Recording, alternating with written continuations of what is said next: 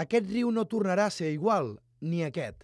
Sense aigua desapareixen moltes de les espècies bacterianes que protegeixen el riu i quan tornen les pluges... L'aigua és més cara de tractar i també hi ha menys espècies de peixos, per exemple, que hi puguin viure, de manera que treure uns beneficis d'aquests ecosistemes és cada cop més difícil. És la principal conclusió a la que acaben d'arribar a l'Institut de Recerca de l'Aigua, un laboratori amb seu a Girona i Unicol. Han reproduït 24 ecosistemes fluvials per estudiar la contaminació. El cabal dels rius catalans ha disminuït aproximadament un 30% en els últims 30 anys i els científics preveuen que seguirà disminuint i que els períodes de sequia d'estiu durin més. Sobretot pel canvi climàtic. Un altre problema són...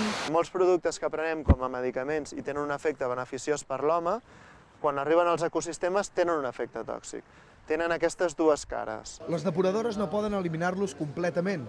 Arriben a través de tubs col·lectors, el clavegueram que transporta les aigües residuals.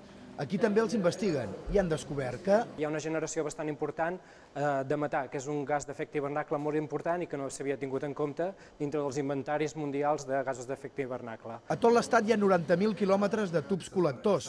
Amb un altre experiment han demostrat que en èpoques de llargues sequeres els rius emeten més CO2, que prové sobretot de les fulles que cauen quan estan secs.